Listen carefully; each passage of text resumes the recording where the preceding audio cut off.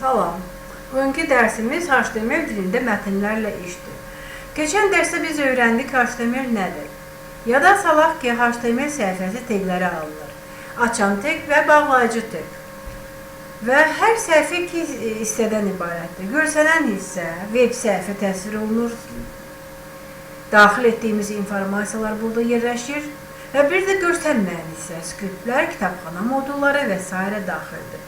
HTML dili deməli teqlərdən düzəldilir. Bütün dilin elementləri, mətnin bütün elementləri, səhifəyə daxil etdiyimiz informasiya mötərizələrə, yəni teqlərə alınır. Bu səhifənin elementlərini, səhifədə necə, harada təsir olmasını göstərir.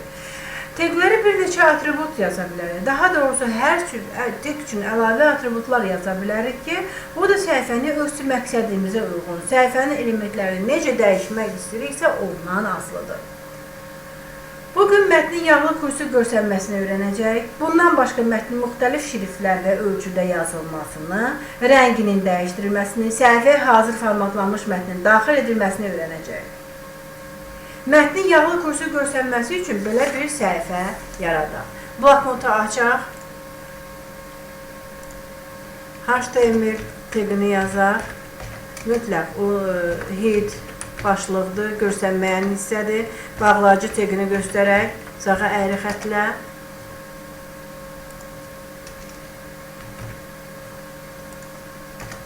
Body, görsənən hissə, gövdəsi, əsas gövdəsi yerləşir və P teqini yazaq, yeni sətirdən yazmaq üçün. Mən istəyirəm ki, Ramazan bayramının məqsədi sözü birinci sətirdə yağlı yazılsın, ikinci sətirdə kursiv və birinci sətirdə yağlı yazılsın, ikinci sətirdə kursiv, üçüncü sətirdə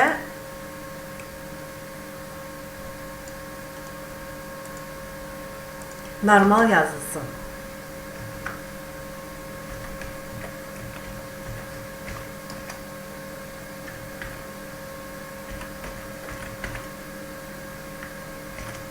P teqini bağlayaq, bağlayıcı mötərizəsini yazaq. Bir də body'ni bağlayıcı mötərizəsini yazaq. Sonda HTML teqinin bağlayıcı mötərizəsini yazaq. Və bunu yadda saxlayaq fayl menüsündə, saxranitska, iş stolunda web səhifə adında papka açaq. Həmin web səhifəyə web səhifə adı verib, HTML genişlənməsi ilə onu bilirik ki, genişlənmə faylın adından nöqtə ilə ayrılır. Yadda saxlayaq. Və açaq onu, baxaq. Və brauzerdə baxaq. Görərik ki, bir sətr alındı. Yəni, Ramazan bayramının məqsədi sözü bir sətr boyunca yazıldı, ancaq yeni sətirlərdə yazılmadı. Bundan başqa nə yağlı, kursiv yazılmadı.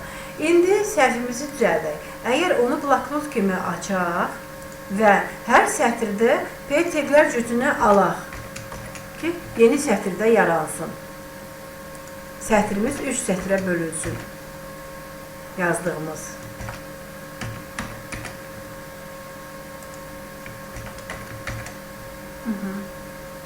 Və bunu yadda saxlayaq. Açaq və brauzerdə baxaq. Abnavit eləyək və açaq və brauzerdə baxaq. Görərik ki,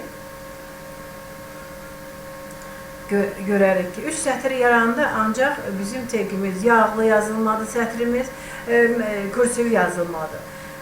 Bunun üçün xüsusi atribut var. Strong teqi var. Strong teqi yağlı yazmaq üçündür. Mütləq onun bağlayıcı teqi də var ki, onun təyinat sahəsi bağlansın. Yəni ki, ondan sonra gələn yazılar hamısı yağlı yazılması. Bundan başqa, deməli, kursiv yazmaq üçün YM teqindən istifadə olunur. Bəzi kitablarda strong əvəzinə B yazılır, amma o indi yavaş-yavaş belə yazılma qaydası yığışdırılır. Deməli, yağlı yazmaq üçün strong, kursiv yazmaq üçünsə YM teqlərindən, teqlər cütündən istifadə edirik. İndi açaq onu bloknot kimi baxaq. Burada strong sözünü əlavə eləyək, strong teqini əlavə eləyək, strong və mütləq onun bağlayıcı teqi olmalıdır ki, təyinat sahəsi Bağlacı teqdə sağa əyri xətli bağlanmalıdır. Və YM burada kursiv yazmaq üçün. Onu da bağlayıcı teq olmalıdır.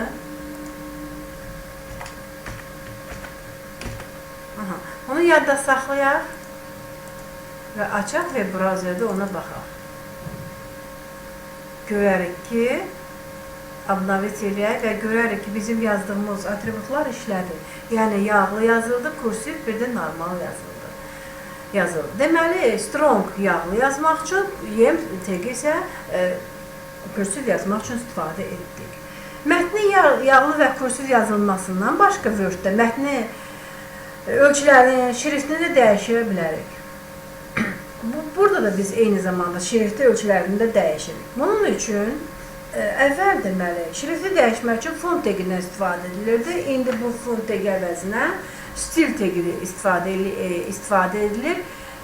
Ona deməli, indi görək stil KCS nədir? Konkret onu bir misalda öyrənək.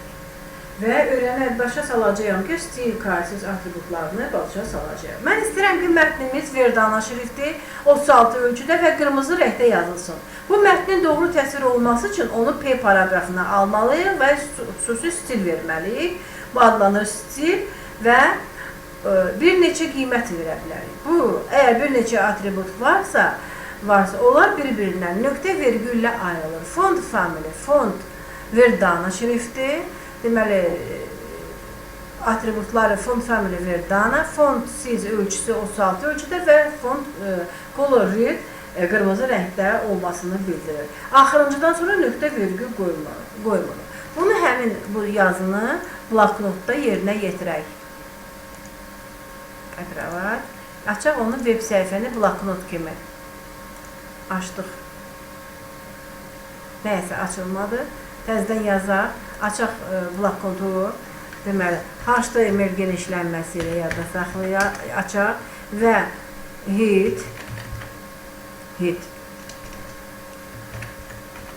və hitdən bağlayıcı teqini yazaq. Bağlayıcı teqini yazdı. Bundan başqa P stili, P stili bərabərdir. Dırnağı açaq, yazaq. Font family qiymət verək. Font family Verdana.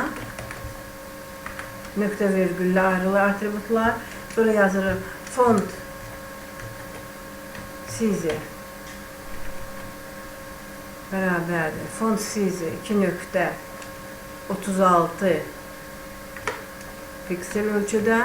Nöqtə vergüllə ayrılır atributlar və bir də color 2 nöqtə red.